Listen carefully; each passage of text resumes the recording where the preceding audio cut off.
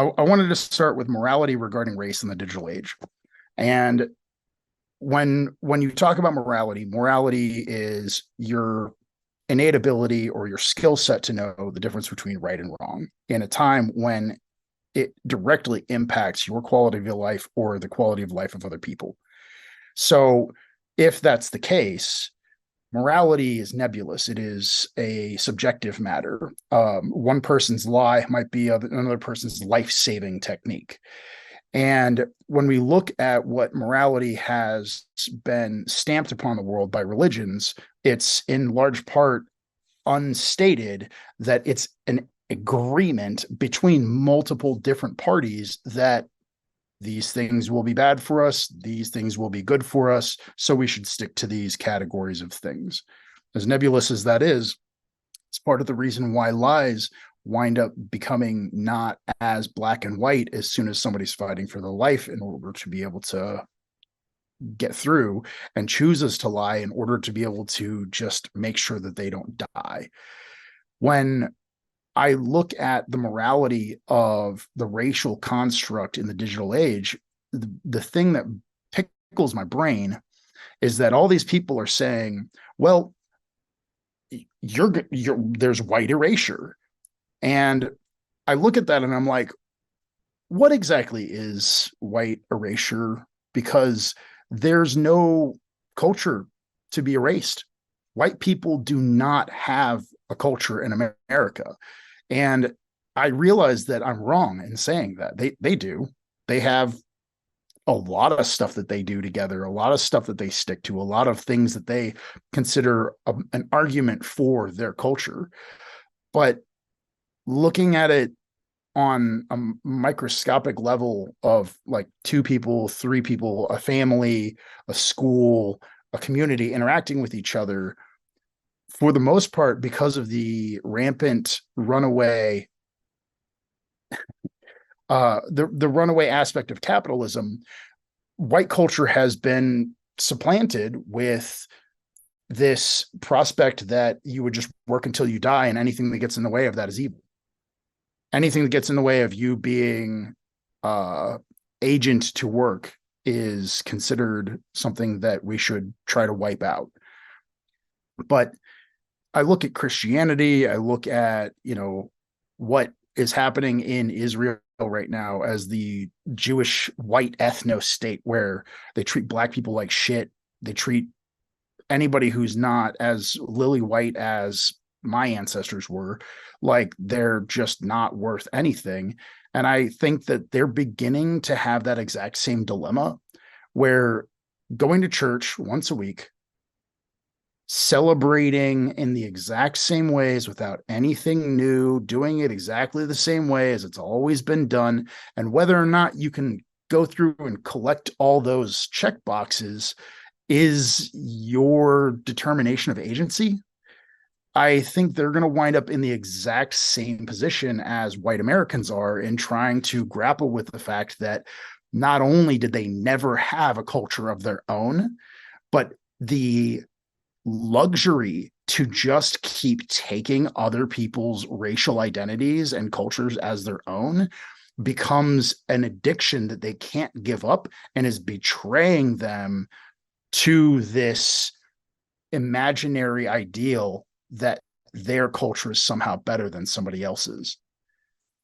And if that seems a little bit highbrow, a little bit complex, I can simplify it and say that white people have already sacrificed anything that they have of value in relation to each other in solidarity with capitalism. White Americans have nothing to offer the world that is unique. There is nothing that they do that anybody else already does. There is nothing that they bring to the table. And that's not good. That doesn't give white people clout when they go around crying about how these mass shooters are right, or these rapists who rape other cultures' women are right, that atrocities are okay, because at least they're not hitting white people. At least they're doing what needs to be done in order to make sure that white erasure doesn't happen. there is no white erasure because there's no white culture to be had. And the reason I know this is because we live in the digital age. I am looking at white people spewing themselves online. They cannot resist telling everybody who they are. And that's all of us. I mean, if you go on my Twitter, I'm guilty. Yeah. But I think for the benefit of everyone, we can now say things much more plainly. And it sort of warms my heart to see that everybody's struggling with this. Everybody's struggling with how much they want to tell everybody about themselves, the problems that they have with their cultures, conservative versus risk taking, biological reactions to things. Like, are you safe trying something new? Are you safe staying and completing the old things? Well, in terms of the digital age, we are all inundated with new prospects. I mean, look at this house you've built.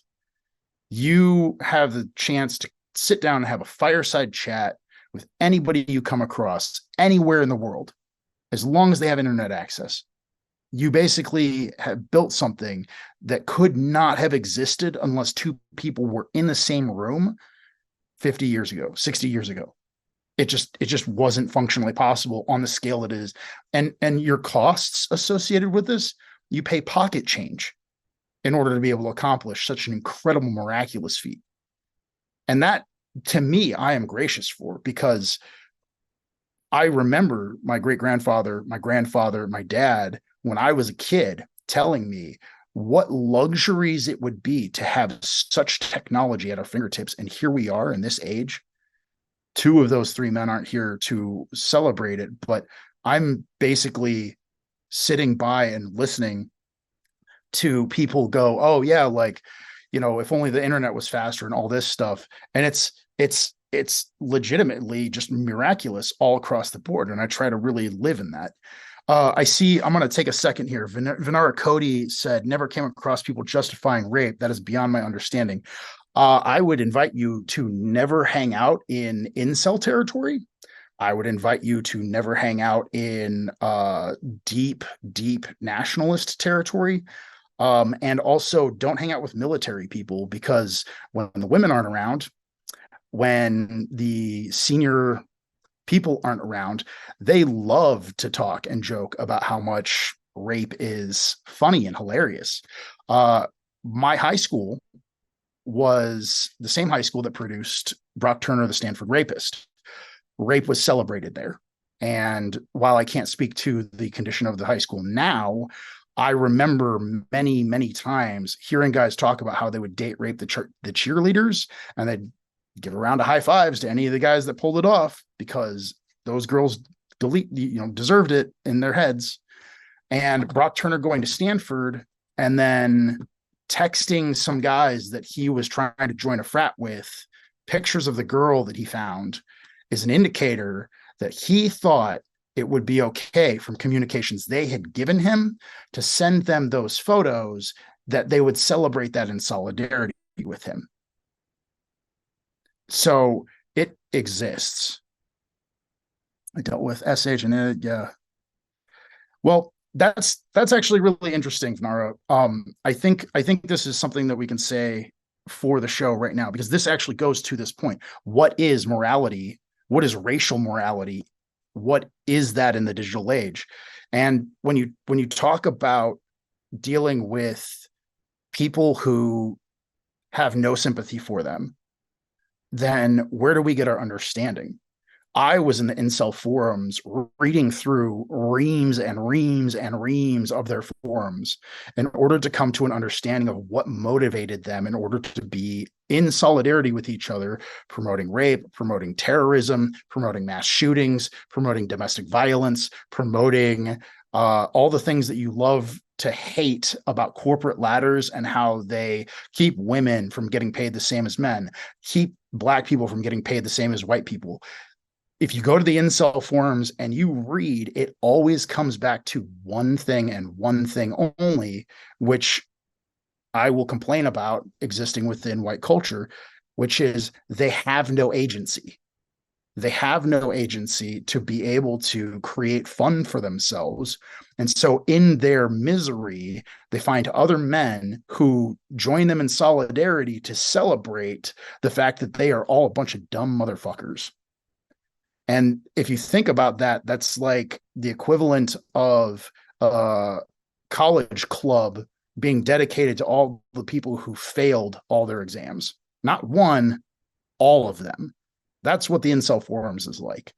So I think if we're going to talk about a bit of what morality looks like in regards to race in the digital age, it's important that we have a fundamental understanding of these guys. I mean, Will, you've been a teacher for how long? Let's see. This is since 2006. You're 18 right now. Dang. I would have probably had a much sharper response than that, but I'm still trying to wrap my head about it. So you've been a teacher for a while. Yeah, yeah. Yeah. I'm already like old school. Yeah. Yeah. Well, I was I don't know because I'm not Twitter blue at $22 a month. Um, but I posted a video where I'm cackling because I went back to my high school's page for their faculty, and I realized that a quarter of the people who are now the faculty at this terrible high school uh are people that I went to high school with. And I was looking at these photos, which it just cooks my noodle that I'm looking at these people and I'm like, total piece of shit, total piece of shit, total piece of shit. Yeah, now they're like, oh, well, I'm repaying my debt for being a total piece of shit by teaching kids. And I just find it so fascinating, the transition that people make over like a 20-year span to to who they become, and whether or not they even remember the things that I remember, because they don't remember who they were back once upon a time. They don't remember the small stories, and I do, and I'm like, I I was like, I was in that situation not too long ago. I went to a high school reunion. It's the only one that I've been to, and and this racialized white girl, she goes up to me and she's like, "We were best friends. Don't you remember that we were best friends?" And I'm just like, uh huh. Like, no, I don't. I had to say, no, I don't. I don't remember us being best friends. I don't remember. I mean, I remember her. So I guess yeah, she thought that we were best friends. I mean, that happens all the time, right? It happens to adults. Adults think somebody is their best this friend when is they're wrong.